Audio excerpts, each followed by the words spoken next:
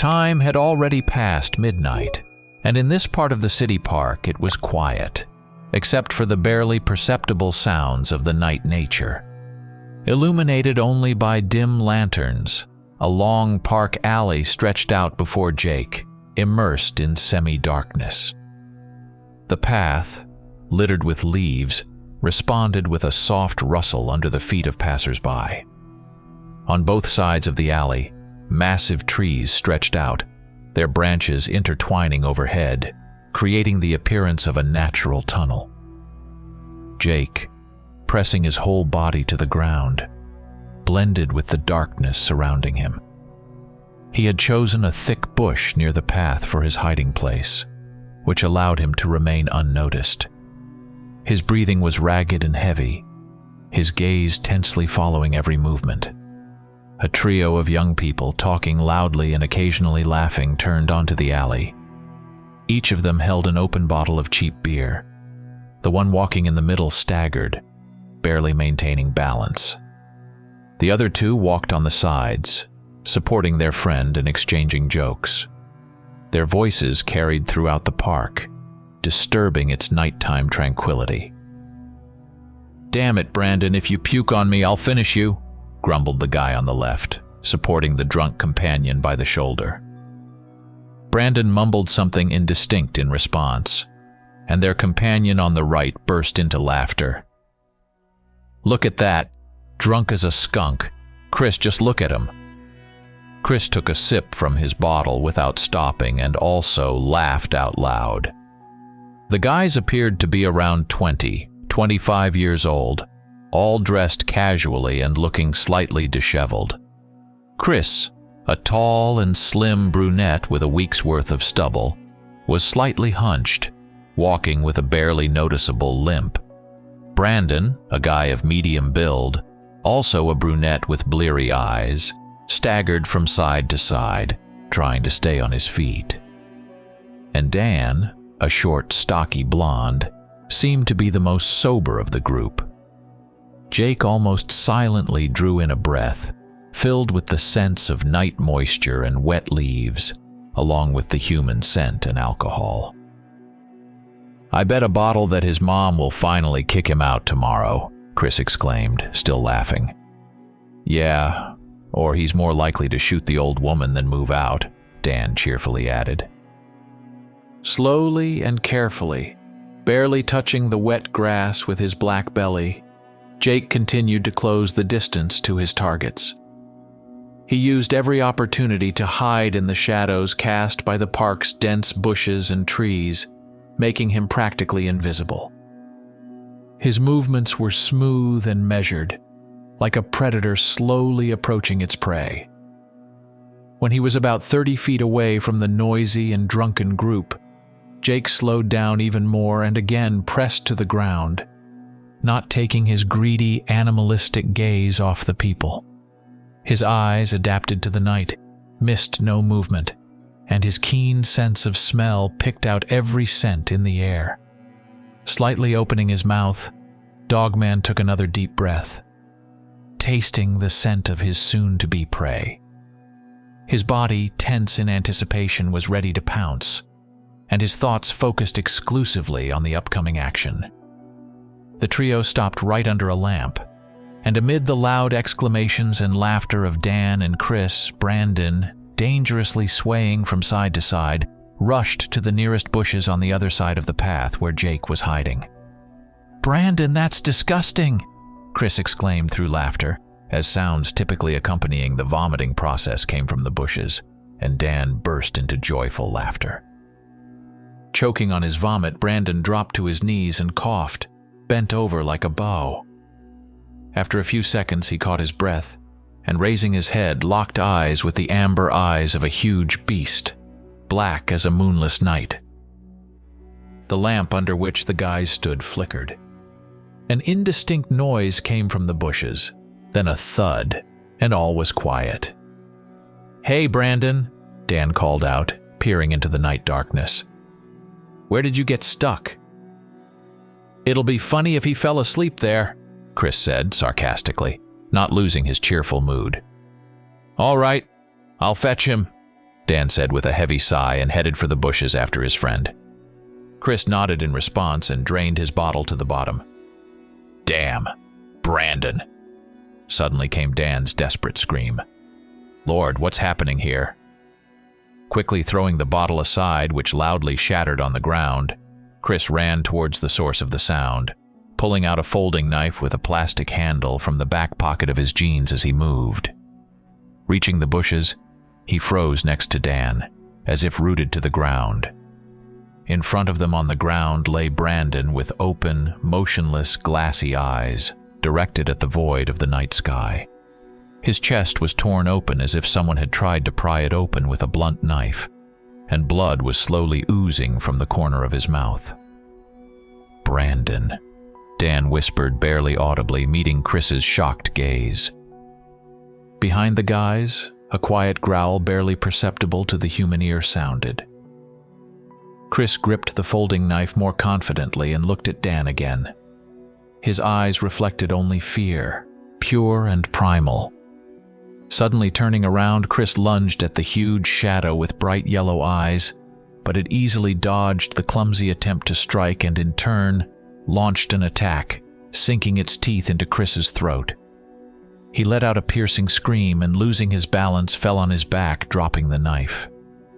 The scream soon turned into a gurgle, and all was silent. Dan, coming to his senses, panicked and darted away without looking back. Meanwhile, Jake easily caught up to him in just a couple of jumps. Knocking him to the ground, he studied the young man's face, filled with horror and bewilderment with interest. From the depth of his chest, Jake emitted a low growl, saliva dripping from his sharply honed, bloodied fangs right onto Dan's face. Jake sank the sharp claws of his right paw into the guy's chest with pleasure. Dan moaned. Dogman immediately shifted his gaze from the victim's face to his neck, and a second later, viciously bit into his throat.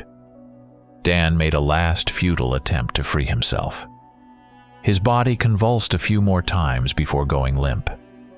After making a few more bites and enjoying the sound of breaking cartilage, Jake stepped back from the body and licked his lips predatorily. Everything happened as usual, quickly and quietly. Only to drag away the prey remained. Closer to noon, as the warm rays of the sun lit the streets, an inconspicuous gray minivan pulled up to the police station. Out stepped two men, Mark and Alex, blood brothers who had devoted much of their lives to wild and dangerous hunting. Their prey often consisted of mythical creatures from legends, such as demons, vampires, or werewolves, which had for many years skillfully hidden among people under the guise of mundanity. Mark, the older and more serious, had dark hair cut short and brown eyes that appeared almost black under the bright sun. His preference in clothing leaned towards practicality and comfort, reflecting his unpretentious character. He wore a leather jacket complemented by jeans and comfortable shoes, making him ready for any challenge. Alex, with lighter hair worn slightly longer than his brother's and deep blue eyes, looked softer but was just as relentless a killer of dark, dangerous creatures. His style was more relaxed, including flannel shirts and comfortable boots, giving him the appearance of a young man. "Hello," Alex said, showing the sheriff a fake FBI badge. "My name is Eric Johnson, and my partner's name is James Johnson." "Non-relatives," Mark grumbled dryly. "Can you tell us what happened here?" "Well, if the FBI is interested," the sheriff nodded. "A local resident's body was found, Brandon. Chest torn open, eviscerated, multiple fractures, as if he was thrown against a tree with inhuman strength. He was presumably with two of his friends. They all left a bar together. Their blood was also found here, but we didn't find their bodies." Alex and Mark exchanged significant glances. Alex coughed and turned again to the female sheriff. "Sorry, Carol Harding." "Carol, have there been similar cases before?" "Yes, last week we also found a body with a torn open chest." "Just that?" Mark asked in surprise. "Yes, We thought some animal might have wandered into our national park by accident. The wounds are absolutely atypical and we don't have large predators here. Now it's happened again, and I'm sure this creature has settled here. This won't be the last victim.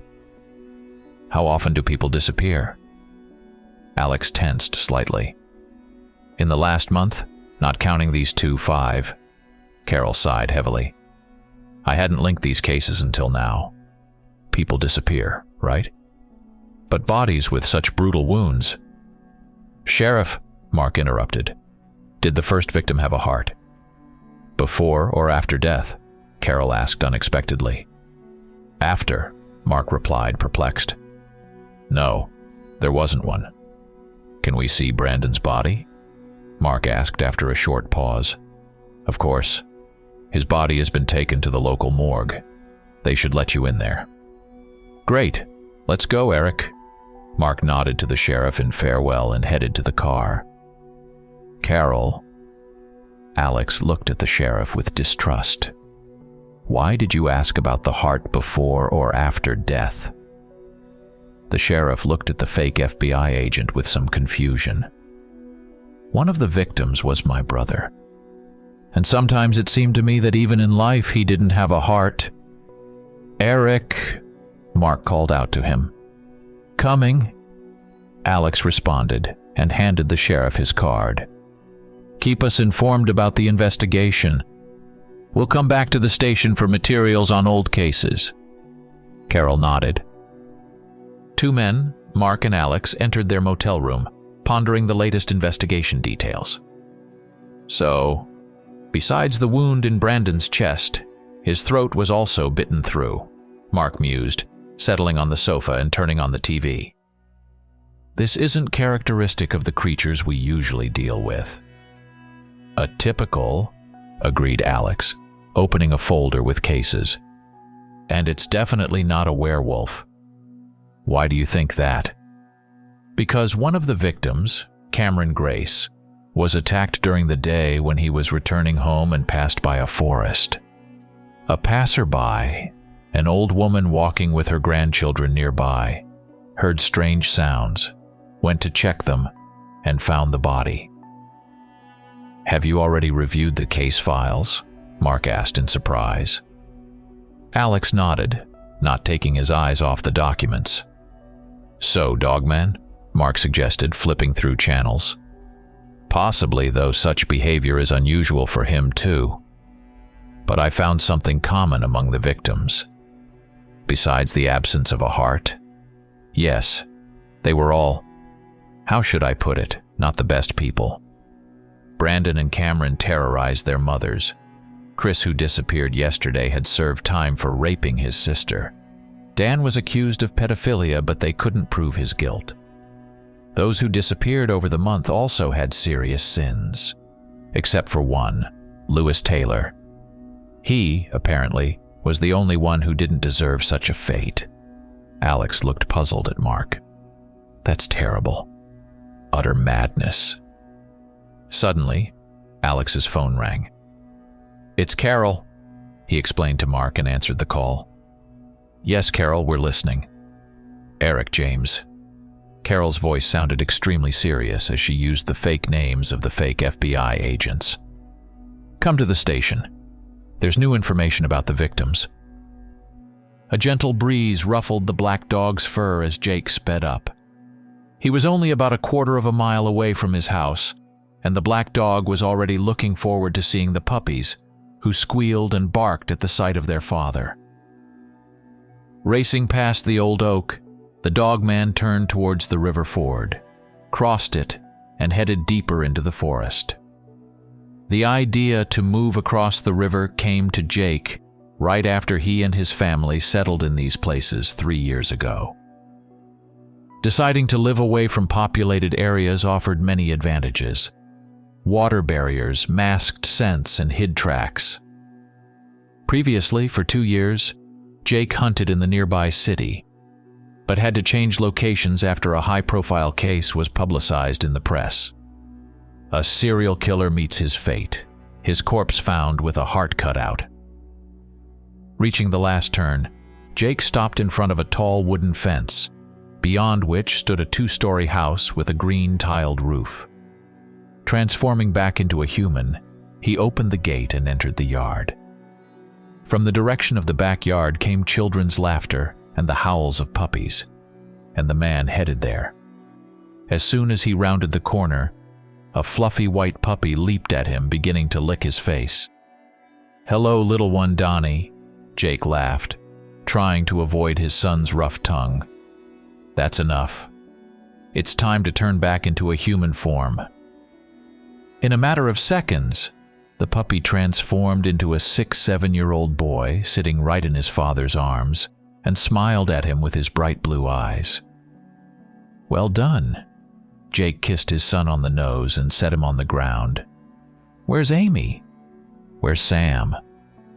From behind the bushes growing near the fence, a boy and a girl ran out, dressed in cowboy costumes and about the same age as Donnie.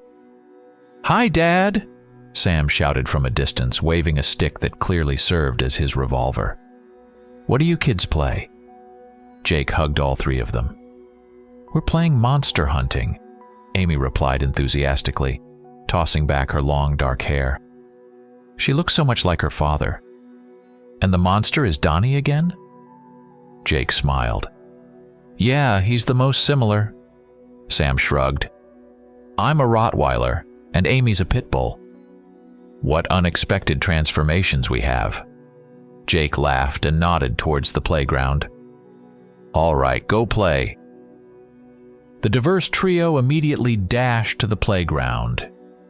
Donnie turned back into a puppy, while Sam and Amy chased after him, joyfully shouting and waving their pistols made of sticks.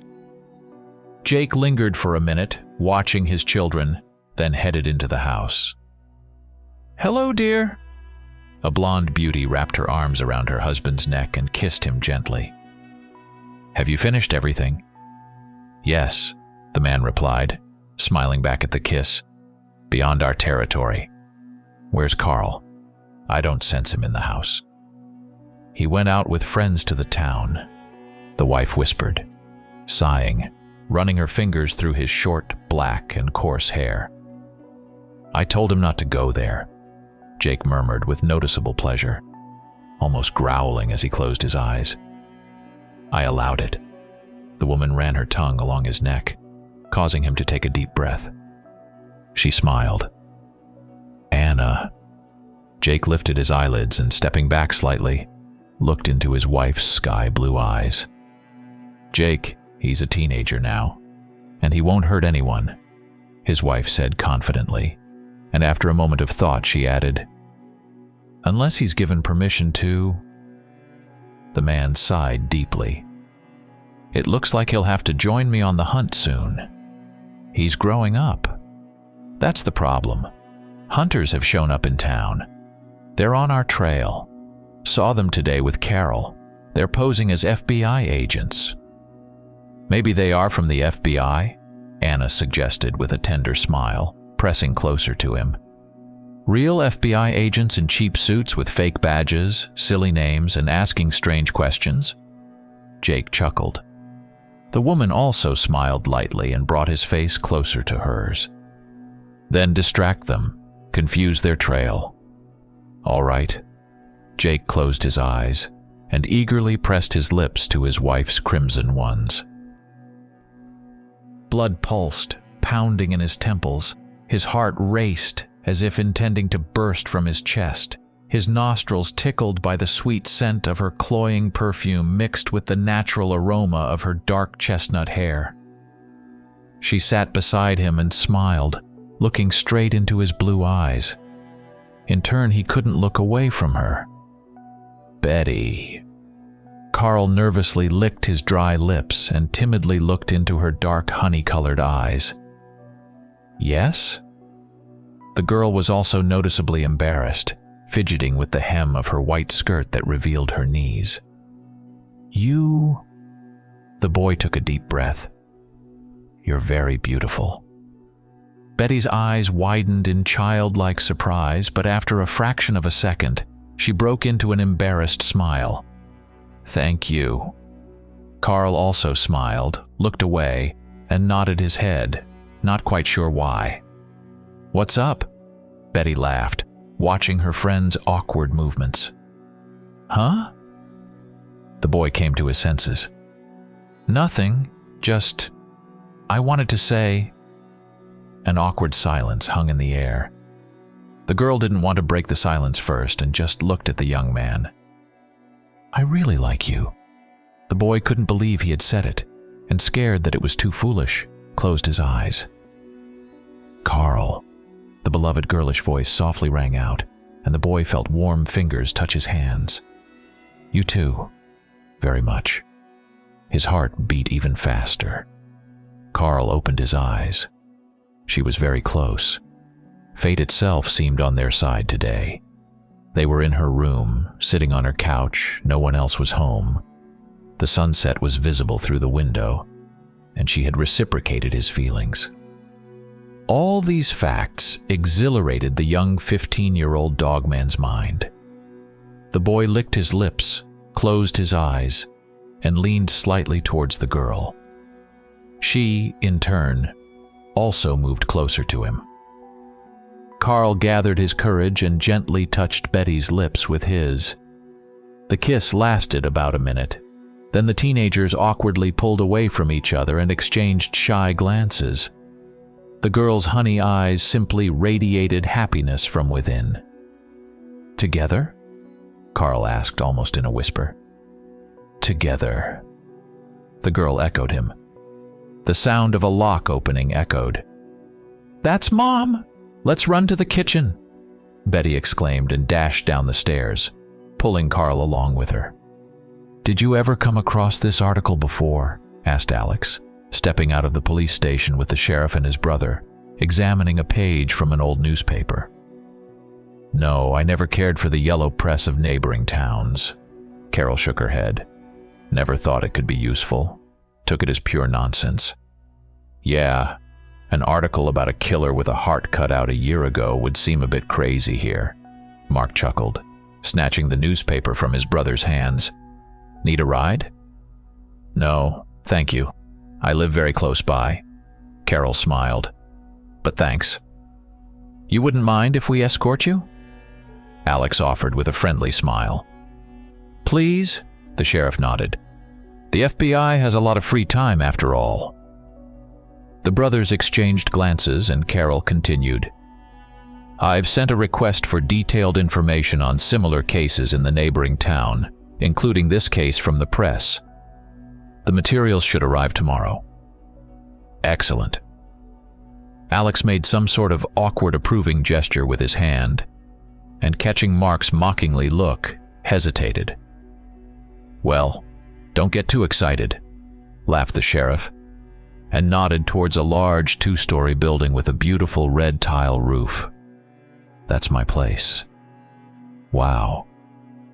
Alex, a.k.a. Eric, stretched. "Wish FBI agents could live like your town's police officers." "The house was bought with my ex-husband's money. He left us a couple of years ago," the woman shrugged. "You don't live alone?" Mark asked. "Yes, I live with my daughter. We have pie at home. Would you like a piece?" The brothers exchanged glances. "With great pleasure." Alex nodded somewhat predatorily and joyfully. Carol smiled and unlocked the door. The trio entered and stood on the mat. The sheriff's gaze fell on a pair of men's sneakers next to the laundry basket.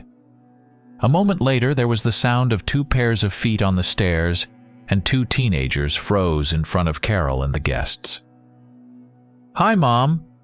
A 14-15-year-old girl greeted the sheriff and turned her gaze to the brothers. "Hello?" "Hello, sweetheart." The woman smiled at her daughter and looked somewhat surprised at the boy. "Hello, Carl." "Good afternoon, Mrs. Harding." The teenager politely greeted the woman and nodded to the brothers. Carol hurried to introduce the guests. "These are my colleagues from work, James and Eric Johnson." "Not related," Mark interjected as usual. "Good day." Alex also nodded to the teenagers. "Now that we're all here, How about we have dinner together?" "I should probably go," the boy said hastily, looking worriedly at the fake FBI agents. "Don't rush, Carl. Stay." Carol winked at him. "I'll get everything ready and call you to the table." The house with the green-tiled roof, standing proudly alone amidst the forest, was bathed in the sunset. "Honey, I'm off to hunt." Anna kissed her husband on the cheek in farewell. "Make sure the pups are in bed on time." "Be careful." Jake put aside his book to also embrace his wife goodbye. "We've been hunting a lot lately." "I'll harvest from the old pasture. I won't go near the hunters." Anna smiled. "Our supplies are running low, and the kids' appetites are growing." "All right, but please, keep everything under control." The woman smiled and left the house. Stepping beyond the fence, she stopped and breathed in the cold, damp twilight air. With a sharp leap, she transformed into a Dogman. The large gray dog with a yellow spot on its left ear and green leaf-like eyes darted off in the opposite direction from the town where the brothers Mark and Alex were now dining with the sheriff. Carl felt a bit awkward in such company and tried to remain quiet. Occasionally he caught encouraging glances from Betty, making him feel better. However, Eric and James still seemed somewhat odd to him, as were their conversations with Mrs. Harding. "Carol, you mentioned Brandon had multiple fractures, like from a blow," Alex began.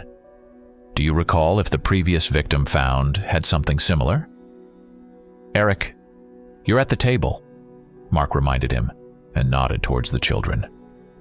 "It's okay, we discuss even stranger things at dinner in this house." Carol smiled, slicing the meat pie into equal parts. "Yes, it's as if he was thrown against something. It was a strong impact. I wonder what kind of animal could do that." "I don't know," Mark shrugged. "But whoever it was, when he dealt with the serial killer from the article, he chose not to throw him like the last victim, and the heart was extracted much more delicately, precisely. Only the legs below the knee were bitten off."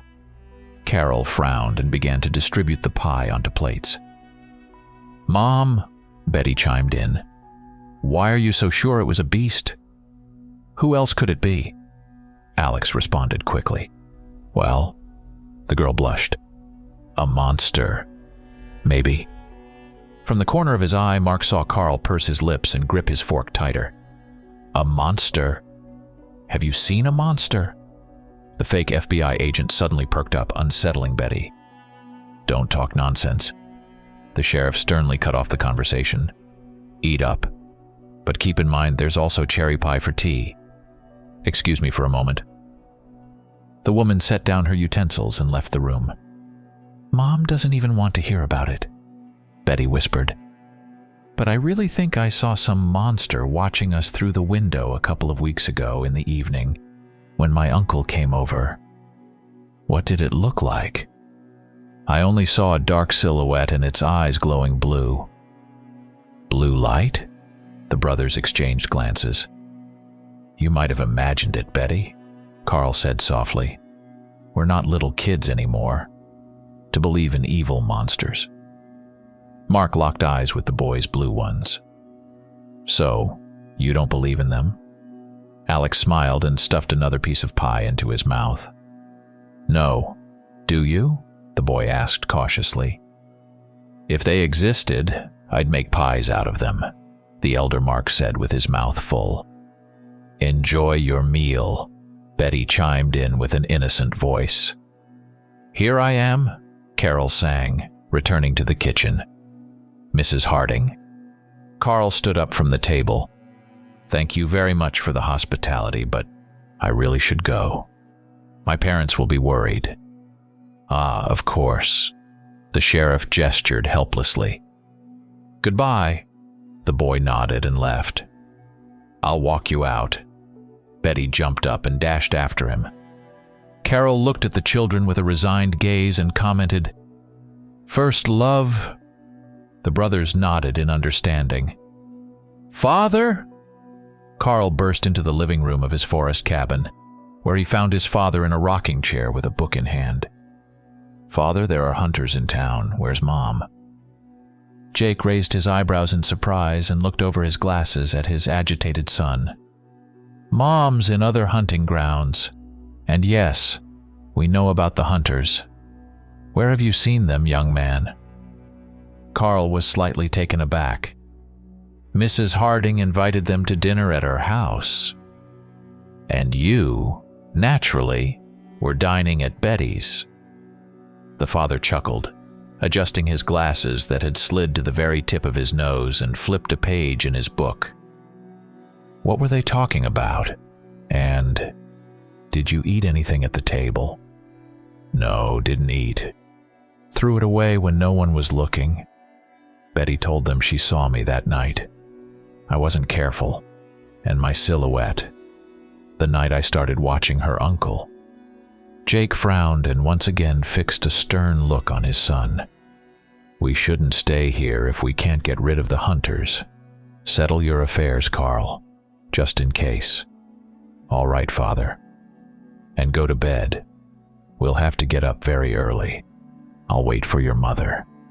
"Good night." Carl disappeared from view. "Good night, son."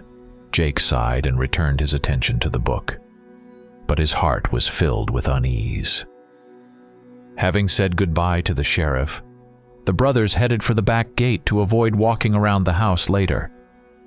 "Do you think the girl saw a monster?" Alex licked the inside of his teeth, scraping off bits of cherry from the pie. "I don't know. She said it was 2 weeks ago, but the uncle's body was found last Wednesday. I don't remember monsters stalking their prey for that long." "That's true. And I don't recall throwing delicious pies out the window being normal." "What?" "Look. There by the house." Mark squinted. Next to the kitchen window on a narrow paved edge right by the house lay a piece of meat pie. "Looks like the kid was full," Alex snorted. "Or a vegetarian." "A vegetarian, hiding his dietary preferences and throwing a meat pie out the window instead of asking for one with cherries." Mark rolled his eyes. "More likely just scared that the mother of his beloved Betty might poison him." Alex smiled and nodded towards the gate. "Let's go. Otherwise, we'll just be loitering around her house, staring at the pie on the pavement." "No, please, leave!" screamed the young woman, trying to crawl away from the enraged beast as far as she could. She couldn't stand up. Her right ankle had been bitten through. "Leave me alone." The beast had no intention of listening to the woman's pleas and cries. It only grew angrier. Crouching on its front paws, the large dog snarled, baring its teeth and inching closer to its victim. "No!" the young woman shrieked, choking on her own tears, as the dog bit into her other leg, tearing off a chunk of flesh. Then again and again. After a few more bites, the beast stopped and, panting heavily, locked eyes with the woman. She fell silent and even stopped crying, overtaken by shock. In her eyes, now glazing over more with each passing second, a superhuman horror was visible. The dog approached even closer and leaned down with its snout so low that it almost touched the human face. A moment later, Anna sank her teeth into the woman's throat, and then, not without difficulty, hoisting the body onto her back, dashed back to the house for the third time that night. A few hours later, Jake finished with his book and, placing the hefty volume on the table and rising from the armchair, approached the window. The sky was alight with bright stars, and the full moon illuminated the neatly kept lawn in front of the house. Scattered with tennis balls, the children had convinced their father to play some made-up game before bedtime, promising to clean up in the morning. Jake smiled, looking at the balls, barely yellow in the moonlight. A pleasant coolness wafted through the cracks in the window frame, and he felt a desire to walk around the yard. Stepping out onto the porch, Jake transformed into a dog, sat at the steps leading to the terrace, and gazed at the moon with his amber canine eyes. The most remarkable thing about his beastly form was precisely the eyes. In regular dogmen, the iris color remains the same in both forms, but not in Jake's case. In his human guise, his eyes were sky blue, but when he became a dog, they turned yellow amber.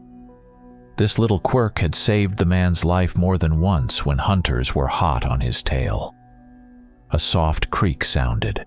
Jake pricked his ears. A window on the second floor opened, Carl's room. From there, the master himself peeked out and looked down. Apparently not noticing his father, he jumped to the ground, flipping in the air and landing on all fours. The man watched his son until he reached the fence and sighed deeply. There's nothing more dangerous and foolish than a lovesick dogman. Betty couldn't sleep, tossing and turning in bed until 4 a.m., but failing to find a comfortable position, the girl lay on her back, spread her arms wide, and stared at the ceiling. What does it feel like to be in love? Probably it's the desire to be with him every second, to hold his hand in yours. I really want that. But what about him? What if he gets tired of me? What if I'm not what he needs? What if... Thoughts of first love gave the poor teenager no peace, stirring her mind, fueled by hormones. A quiet but sharp sound to her left, resembling a thud or the ringing of glass, pulled the girl from her thoughts. Betty sat up in bed and stared at the window. Suddenly, a small stone hit the glass. Naturally, the sound repeated. The girl jumped out of bed and, flinging the window sashes wide open, looked out onto the street. "Carl," she squeaked in an overly loud whisper. "What are you doing here?" The boy stood under the window, looking up at his friend with a smile. "Come down. I want to show you something," Carl called out, trying to maintain the illusion of a whisper. "You're crazy." The girl giggled playfully. The boy just smiled. "I'll catch you, don't worry." Hesitating, the girl stepped back from the window and, approaching the closed door, pressed her ear against it and listened. Silence. Mom is asleep. This will be my little adventure. Betty pulled a chair up to the window, climbed on it, and deftly leaped onto the rather narrow tile island in front of the window, crawled across it, and closing her eyes, jumped down. "Gotcha," Carl whispered right into her ear, setting the girl on the ground.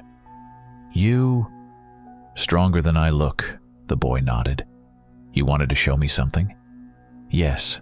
Just promise me you'll believe." "I promise." Mark and Alex were sitting in their motel room, going over every detail of the case. Mark was doing it with the help of a laptop and folders full of case materials, while his brother was doing it with the help of a beer bottle. "Well, got anything?"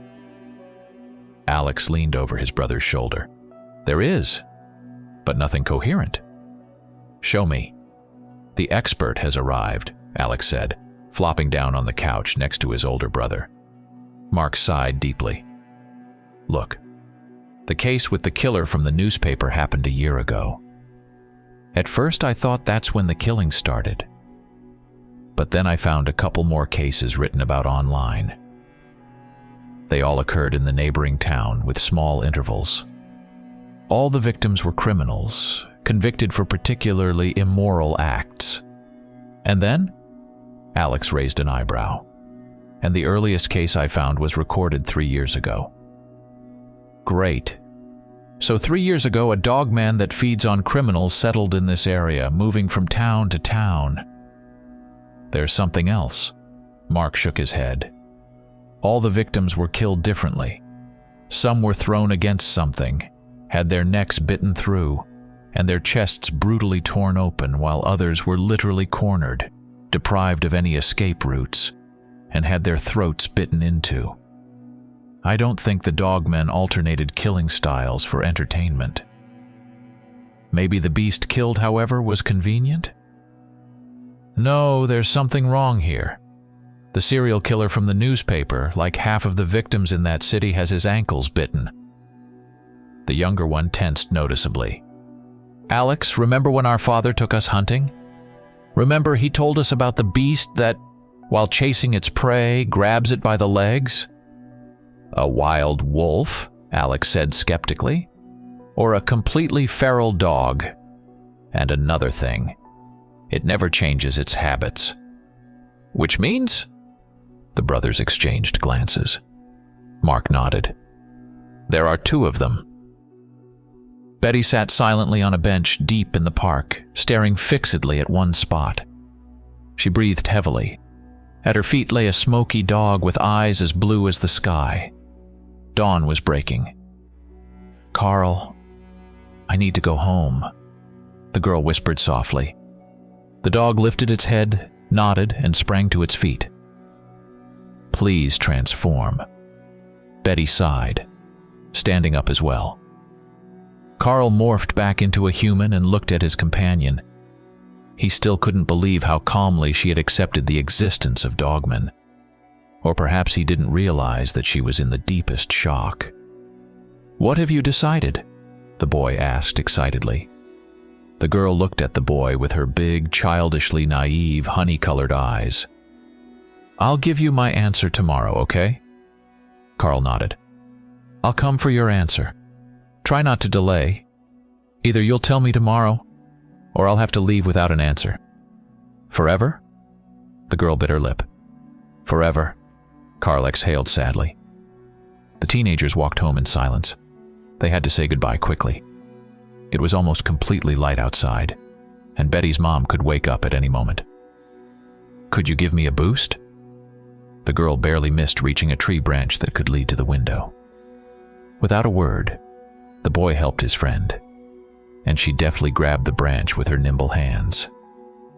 Carl. Betty hung upside down and looked directly into the boy's eyes.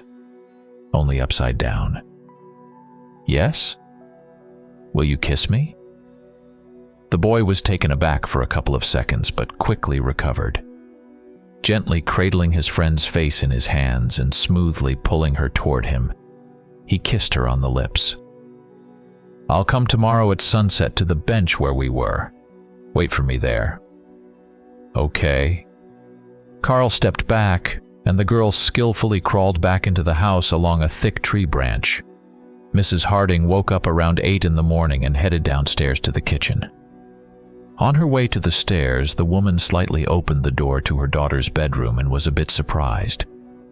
Betty was lying on the bed, wrapped in a blanket up to her waist, the window wide open, the lilac curtains billowed by the draft.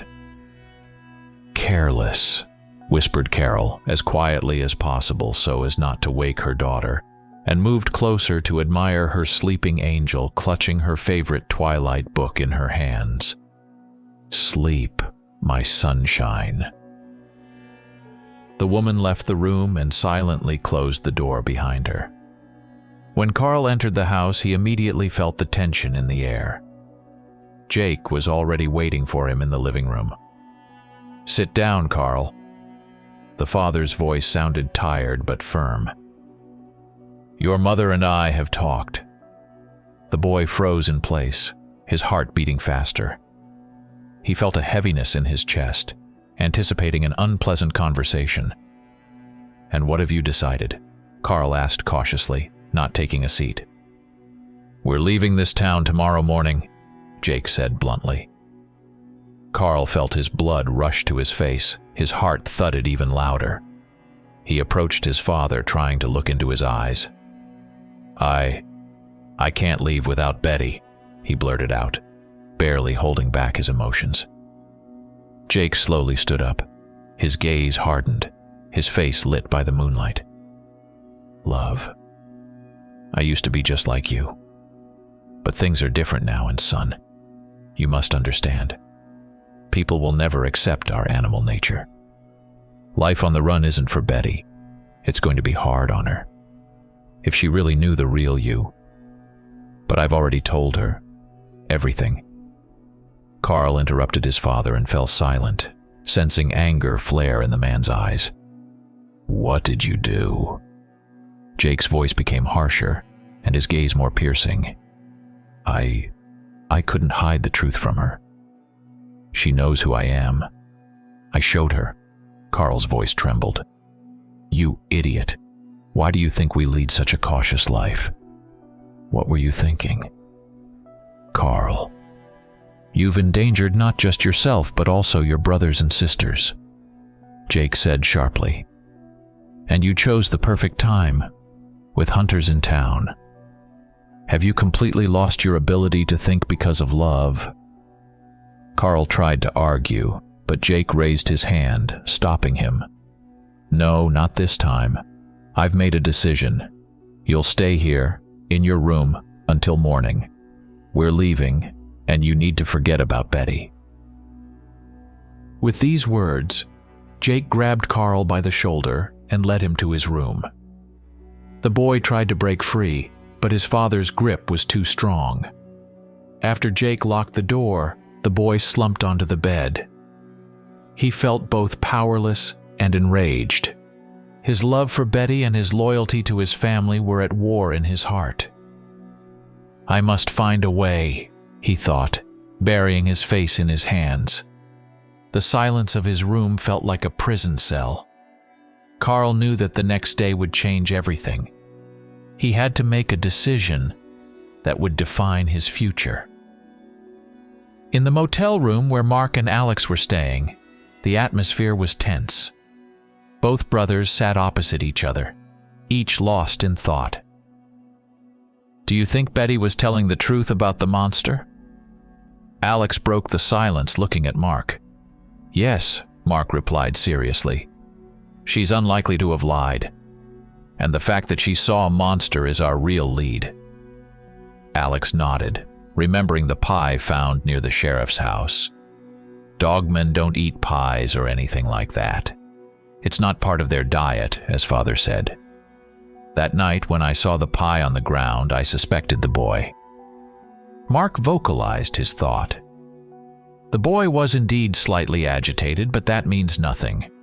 Maybe he just didn't like a couple of strangers pretending to be FBI agents and interfering with his romantic affairs.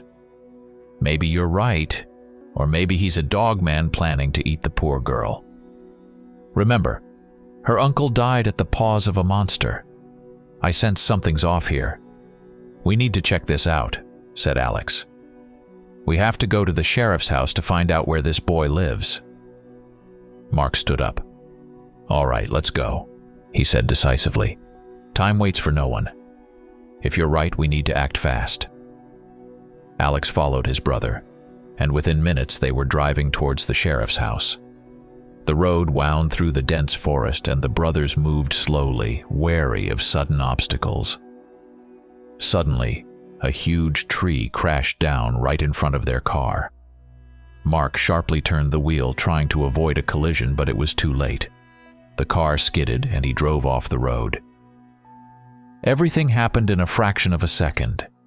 The car flipped and rolled several times before coming to a stop.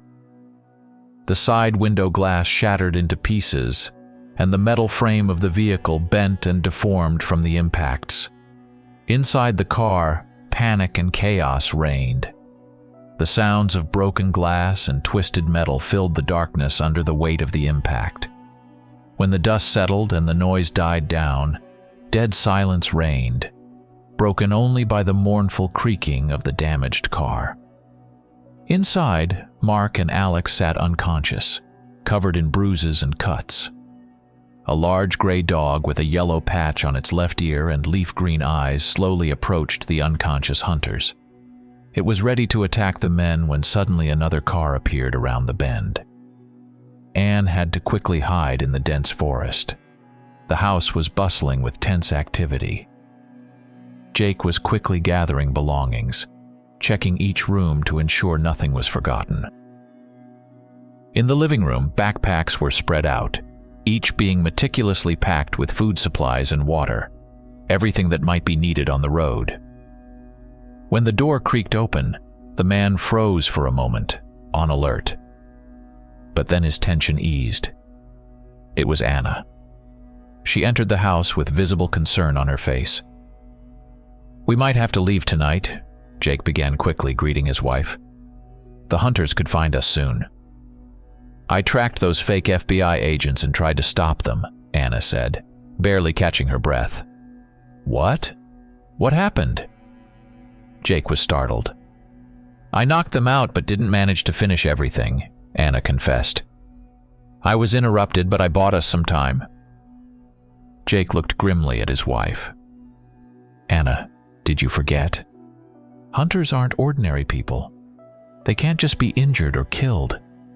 We, Dogmen, might be strong, but they are not weak either. They are cunning and also possess various abilities, and they have weapons. We won't have enough strength if it comes to a face-to-face confrontation. You were lucky. We need to be more careful." Anna nodded in agreement and tiredly looked at her husband. "Are the children ready?" she asked. "Everyone except Carl. He's upset about his love and now locked in his room," Jake replied, sighing deeply. Anna patted her husband on the head and, after giving him a kiss, headed to Carl's room, only to find it empty. She quickly returned to her husband and anxiously reported their son's absence. "What an idiot! He can't do this, especially not now." Jake's voice was full of anger. "I'll bring him back," the father said decisively. "Anna, please finish preparing for our departure." Without wasting a minute, Jake transformed into a large black dog. His powerful body bulged with muscles, and his eyes glowed with a cold fire.